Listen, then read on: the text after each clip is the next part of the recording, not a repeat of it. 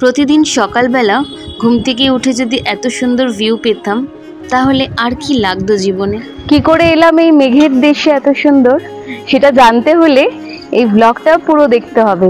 আমি সুনিতা, আমার চ্যানেলের নাম সুনিতা ড্রিম ওয়ার্ল্ড, আর আমি আছি আপনাদের সাথে।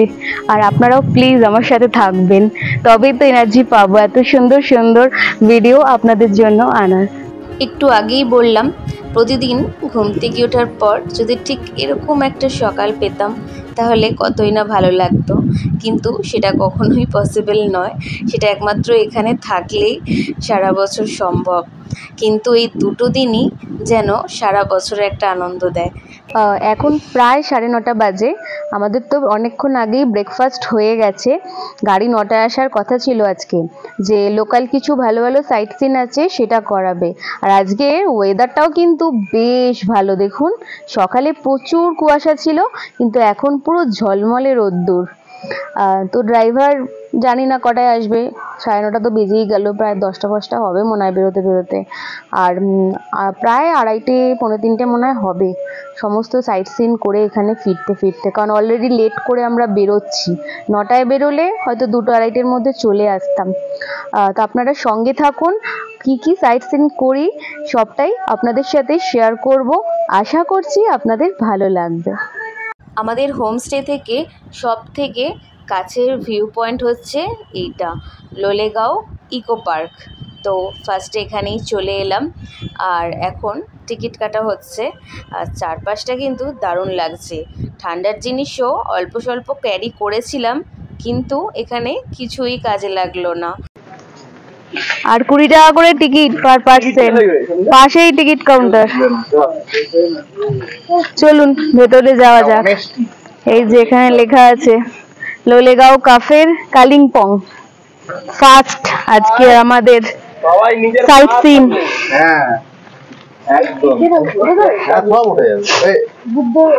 এখানটা দেখুন সুন্দর।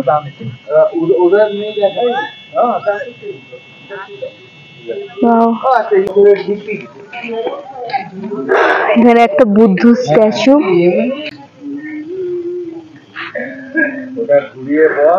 এখানে অনেক ছোট ছোট দোকান আছে।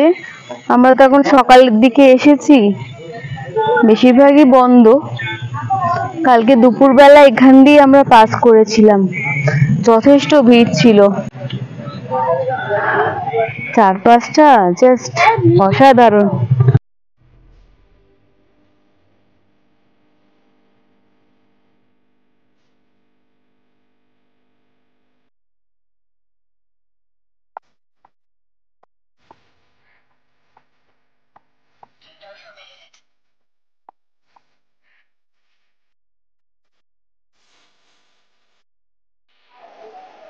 এখানে ওয়েদার যেন মিনিটে মিনিটে চেঞ্জ হচ্ছে। আজকে সকাল থেকেই সেটা আমি ভীষণ ভালোভাবে লক্ষ্য করলাম। আসলে গতকাল রাত্রে বেশ বৃষ্টিও হয়েছিল, আর আজকে সকাল থেকে এরকমই একবার রোদ্দুর আর একবার পুরো কুয়াশায় চারপাশটা ঢেকে যাচ্ছে। ওয়েদারটা কিন্তু জাস্ট দারুণ, না ঠান্ডা আছে না গরম। আমার তো বেশ ভালো লাগছে। লোলেগাঁও ইকো পার্ক দেখে এবার আমরা যাচ্ছি আমাদের নেক্সট ডেস্টিনেশন। আমরা এখন এলাম জেরং ভিউ পয়েন্টে। এখানে আগে টিকিট কাউন্টার ছিল, এখন লোকই নেই। এখানটা তো খুবই সুন্দর ভিউ, কিন্তু ব্যাপারটা হচ্ছে পুরো ক্লাউডে একদম ভরে গেছে চারপাশটা। যদি ক্লাউড না থাকতো আরো সুন্দরভাবে দেখা যেত। আর এখানে ভীষণ দেখে শুনে পা ফেলতে হবে, কারণ এখানে জোক থাকবে। খুব সাবধানে যেতে হচ্ছে, কারণ পুরো কাঁচা রাস্তা আর পা স্লিপ করছে ভীষণ। নিচটা তো পুরো গভীর খাদ, একটু একটু দেখা যাচ্ছে, কিন্তু ক্যামেরার লেন্সে এতটা আসবে না, পুরো ধোঁয়াই আসবে। এখন যা ভিউ রয়েছে এখান থেকেও যা ভিউ, আমরা যতটা নেমেছি এর থেকে আরেকটু নিচে নামা যেত, কিন্তু চারপাশটা যদি ক্লিয়ার থাকতো খুব ভালো ভিউটা পেতাম। যেহেতু এত মেঘ তাই আর নিচে নামলাম না। আমরা এখন এলাম ডাবলিং, যেটা ভিউ পয়েন্ট আছে, এখানে 360 ডিগ্রি ভিউ পাওয়া যায়। আর ছোট্ট একটা গ্লাস ব্রিজ আছে, এখান থেকেও সেরকম ভিউ পাওয়া যাবে না, কারণ যেহেতু এত মেঘ, মেঘটা না থাকলে খুব ভালো হতো। যেখানেই যাচ্ছি সেখানেই শুধু মেঘ। চলুন দেখা যাক কতটুকু দেখতে পাই। এই ডাবলিং ভিউ পয়েন্টে এরকম ছোট ছোট পাহাড়ি ফুল দিয়ে চারপাশটা সাজানো, আর এই ওপরটাতেই গ্লাস ব্রিজটা আছে যেটা নিচ থেকে দেখা যাচ্ছিল। আর কয়েকটা এরকম ফটো তোলার জন্য কয়েকটা এরকম সেট বানানো আছে। মানে এই ছোট্ট যে গ্লাস ব্রিজটা, এখানেই ছবি তুলতে গিয়ে মোটামুটি অনেকক্ষণ আমাদের দাঁড়িয়ে যেতে হয়েছে। তারপর আমরা এবার এখন যাচ্ছি আরেকটা লাস্ট যে পয়েন্টটা বাকি আছে সেখানে। আমরা এখন এলাম নকদারা লেকে। এখানে বোটিংও করা যায়, আর এখানে এন্ট্রি ফিজ নিল পার পার্সন 20 রুপিস করে, আর গাড়িরও আলাদা করে 20 রুপিস। আর এখানে যে বোটিং হচ্ছে এখানে 70 টাকা করে। আপনারা চাইলে করতেই পারেন। দেখি আমরা করব কিনা। আপাতত চারপাশটা একটু ঘুরে নিই। এখানে ওয়েদারটা বেশ ভালো, সিনিক বিউটিটাও খুব সুন্দর, কিন্তু এখানে কোনো ক্লাউড নেই, বেশ ভালো লাগছে। মাছ ঘুরছে, হ্যাঁ এক পিস মাছ ঘুরছে। এই লেকটা আর্টিফিশিয়াল কিনা বুঝতে পারছি না, কিন্তু দেখে তো তাই মনে হচ্ছে, ন্যাচারাল তো মনে হচ্ছে না।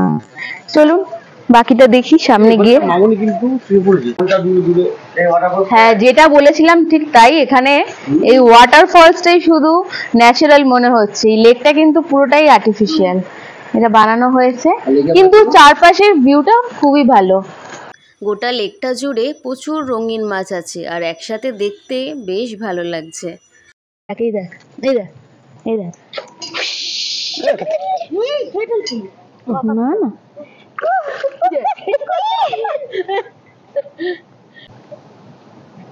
এতক্ষণ ধরে ঘোরাঘুরির পর আমাদের আবার একটু সবার খিদে পেয়ে গেছিল, তাই পাহাড়ি একটা ছোট্ট দোকানে ঢুকে মোমো আর চাউমিন অর্ডার দিয়ে দিলাম। যতই আমরা কলকাতায় খাই না কেন মোমো চাও, কিন্তু এখানকার মতো টেস্ট আবার ওখানে পাবো না। সত্যি দুটো খুব ভালো ছিল। গত দুদিন আমাদের এখানে ঘোরাটা কিন্তু বেশ ভালোই হলো। বেশ একটা জায়গাতেই থাকলাম, পাহাড়ি একটা ছোট্ট হোমস্টেতে, খাওয়া দাওয়া সমস্ত কিছু এখানে, আর মাঝে শুধু একটা দিন আমরা সাইট সিইংয়ের জন্য রেখেছিলাম। আসলে আমাদের ইচ্ছা ছিল বেশিরভাগ সময়টাই আমরা বন্ধুরা মিলে একসাথে আড্ডা মারবো, গল্প করে সময়টা কাটাবো, আর ঠিক আমাদের প্ল্যান অনুযায়ী সেটাই হয়েছে। অবশ্য আজকে সকালে ঘুম থেকে উঠে কাঞ্চনজঙ্ঘারও দেখা পেয়েছি। মেঘের আড়ালে একবার দেখা দিয়ে আবার যেন কখন মেঘের মধ্যে ঢেকে গেল। নর্থ বেঙ্গলে এসে যদি কাঞ্চনজঙ্ঘার দেখাই না পাই, তাহলে মনে হয় কিছু যেন একটা মিস করলাম। আর এই যে সামনে এত চাষের জায়গা দেখছেন, এইটা আমাদের হোমস্টে, যিনি ওনার, উনি চাষবাস করেছেন। আর এদিকে আমাদের গাড়িও এসে গেছে। মন খারাপ হলেও বাড়ি তো ফিরতেই হবে, কারণ সবারই কাজ আছে। আর এই দুদিনের স্মৃতিটাই যেন সারা বছরটা মনের কোঠরে থেকে যাবে। আর ভাববো আবার কবে এরকম একটা ছুটি পাবো আর সবাই মিলে একসাথে কোথাও আবার একটা ঘুরতে যাব। क्या नाम है इसका दीदी? सेल रोटी। सेल रोटी, जी, Nepali traditional food. Nepali traditional sel roti. আমরা ফেরার সময় এই লুপ ব্রিজের এখান দিয়ে নামবো, তার জন্য তার আগেই এরকম একটা জায়গায় খাবারের কিছু স্টল আছে, তাই এখান থেকে ওই সেল রুটি, তার সাথে আলুর দম, মোমো, এইসব টুকটাক আমরা খেলাম। আর এই লুপ ব্রিজের এখানটা ভেবেছিলাম দাঁড়িয়ে ফটো টটো তুলবো, কিন্তু এখানে ব্রিজের শুরুতে আর শেষে দুটোই চেকপোস্ট আছে, তো এখানে কখনোই পসিবল না দাঁড়ানো, তাই ড্রাইভার একটু গাড়িটা আস্তে করে দিল। ওপর থেকে চারপাশের ভিউটা কিন্তু জাস্ট দুর্দান্ত লাগছে। ক্যামেরার লেন্সে সবটা হয়তো বোঝা যাচ্ছে না, কিন্তু আমি খালি চোখে যেটা দেখলাম আমার তো দারুণ লেগেছে। আপনারাও এই নর্থ বেঙ্গলে এলে এই লুপ ব্রিজটা দিয়ে যাবেন, অথবা ফেরার সময় অবশ্যই এই রাস্তাটা বেছে নেবেন। রাস্তাটা কিন্তু খুব ভালো, আর আপনাদেরও দারুণ লাগবে। পাহাড় থেকে নামার পরেই বেশ গরম লাগছে, পুরো ওয়েদারটাই কীরকম চেঞ্জ হয়ে গেল কয়েক সেকেন্ডের মধ্যে। আর যেন ভাল লাগছে না, মনে হচ্ছে যেন আবার ব্যাক করে পাহাড়ের দিকেই ফিরে যাই, কিন্তু সেটা পসিবলও নয়। যাই হোক, বাড়ি ফিরতে হবে। আর আমরা ফিরছি উত্তরবঙ্গতে। ট্রেন কিছুটা লেট ছিল, বাকি আড্ডাটা ট্রেনে উঠে হবে। আর আজকে শ্রোতা বলেছে ট্রেনে উঠে সকলকে গানও শোনাবে। ছেড়ে দিলে সোনার গো আমি আর পাব না, খেপা ছেড়ে দিলে সোনার গো আমি আর পাব না, তাই ছেড়ে দেব না। তোমায় ভিত মাঝারে রাখবো, ছেড়ে দেব না। তোমায় বুক মাঝে রাখবো, ছেড়ে দেব না। ছেড়ে দিলে সোনার গৌরব তো পাবো না, চাপা ছেড়ে দিলে সোনার গৌরব তো পাবো না। না না, ছেড়ে দেব না। তোমায় ভিত মাঝারে রাখবো, ছেড়ে দেব না। তোমায় বুক মাঝে রাখবো, ছেড়ে দেব না। ভ্রমর কইয়া গিয়া শ্রীকৃষ্ণ বিচ্ছেদের নালে অঙ্গ যায় জ্বলিয়া রে ভ্রমর কইয়া কয় কয় কয় রে ভ্রমর কৃষ্ণ রে বহু চাইয়া, কয় কয় কয় রে ভ্রমর কৃষ্ণ রে বহু চাইয়া। মই রাধা মইরা যাইব রে কৃষ্ণ হারা হইয়া রে ভ্রমর কইয়া। আজকের ব্লগটা আর শ্রোতার গানটা আপনাদের কেমন লাগলো অবশ্যই আমাকে কমেন্ট করে জানাবেন। আর আমার পেছনে যে বন্ধুটা আছে ওর একটু পাগলামিটা আপনারা প্লিজ ইগনোর করবেন। আর আমাদের এবারের মতন জার্নি তো এখানেই শেষ। আর পরপর ব্লগগুলো আসতে থাকবে, ওরা অবশ্যই দেখবে, আশা করছি ভালো লাগবে।